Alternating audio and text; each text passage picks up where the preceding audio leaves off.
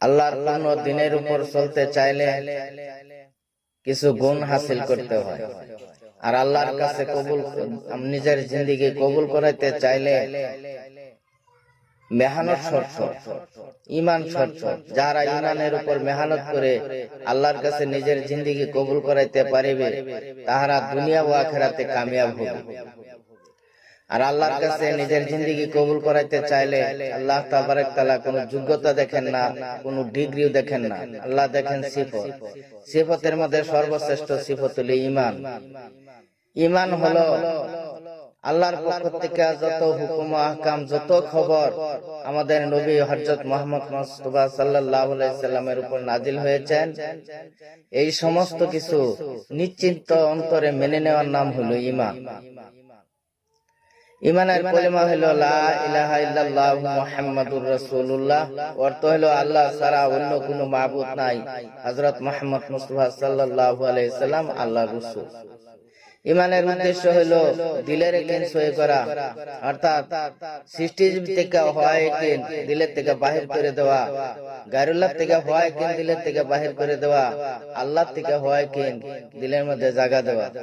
গায়রুল্লাহ বলতে আসমান থেকে কিছু হয় না, জমিন থেকেও কিছুই হয় না, এবং সৃষ্টিজীব থেকে কিছু হয় না, গাছের থেকে হয় না, মাছের থেকে হয় না, চাকরির থেকে হয় না, নকরির থেকে হয় না। যা কিছু হয় আল্লাহর হুকুম থেকে হয়। দুনিয়ার কোন সৃষ্টিজীবে আমার কোনো লোকসানও করতে পারবে না আল্লাহর হুকুম ছাড়া, আর কোনো লাভও দিতে পারবে না আল্লাহর হুকুম ছাড়া। এই ইয়াকিন অন্তরের মধ্যে পোষণ করা, আর গায়রুল্লাহ থেকে হওয়ার ইয়াকিন দিলের থেকে বাহির করা। জজবার ইয়াকিন দুনিয়ামুখী জজবাকে আখিরাতমুখী করা, আখিরাতমুখী জজবাকে আমলমুখী করা, আমলমুখী জজবাকে আল্লাহ তাবারক তাআলার নৈকট্য লাভ করার জন্য চেষ্টা করা। আমলের দ্বারা আল্লাহর নৈকট্য লাভ করার চেষ্টা করা, আল্লাহকে চেনার চেষ্টা করা। তরিকার ইয়াকিন হলো হুজুর সাল্লাল্লাহু আলাইহি সাল্লামের তরিকার মধ্যে শতকরা কামিয়াবি অন্য কোন তরিকার মধ্যে কামিয়াবি নাই।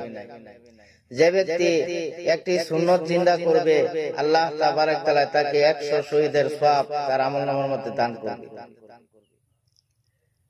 নিজের তরিকার মধ্যে থাকা বড় বড় ফেরাউন, নমরুদ, তারা নিজের তরিকার মধ্যে থাকা কামিয়াব হওয়ার লেগে চেষ্টা করছিল, কিন্তু আল্লাহ তাবারক তাআলা তাগর তরিকার মধ্যে তাগর ধ্বংস করছে। তারা কোনো কামিয়াবি হয়েছে না।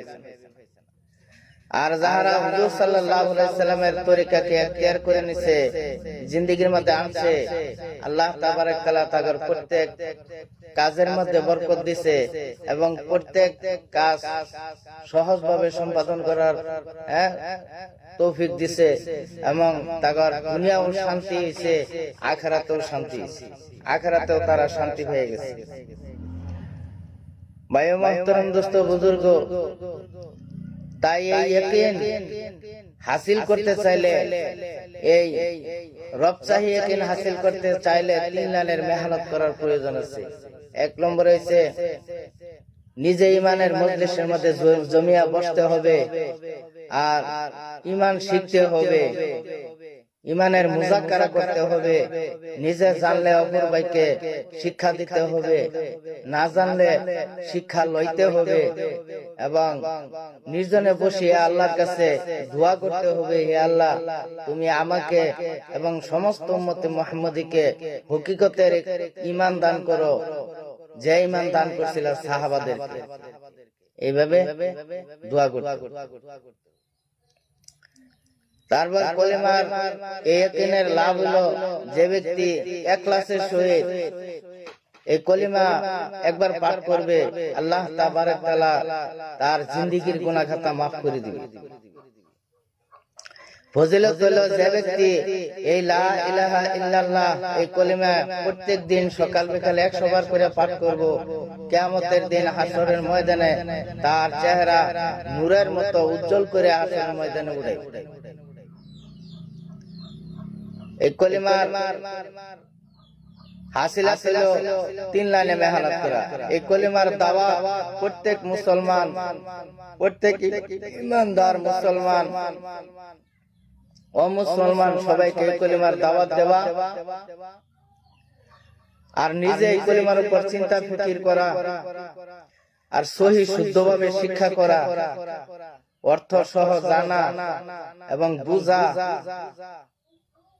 তার উপর চিন্তা ফিকির করা, আর নির্জনে বইয়া কান্দাকাটি করা। হে আল্লাহ, তুমি আমাকে এবং সমস্ত উম্মতে মুহাম্মদীকে এই হকিকতের কলিমা দান করো।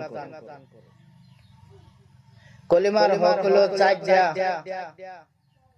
1 নম্বর হলো আল্লাহর হক বান্দার রূপে। আল্লাহ যে বান্দা বানাইছে, কেন বানাইলো এটা জানা। আর এই আল্লাহ বানানোর উদ্দেশ্য হলো বান্দা আল্লাহর ইবাদত করবে। 1 নম্বরে আল্লাহর হক বান্দার রূপে, বান্দার হক আছে আল্লাহর রূপে। মা বাবার হক আছে ছেলে মেয়ের রূপে, ছেলে মেয়ের হক আছে মা বাবার রূপে। স্ত্রীর হক আছে স্বামীর রূপে, স্বামীর হক আছে স্ত্রীর রূপে। আমার হক আছে আশপুরুষের রূপে, আশপুরুষের হক আছে আমার রূপে। তারপর কলিমার চাহিদা হইল নামাজ। যাই হোক, এই পর্যন্তই বললাম।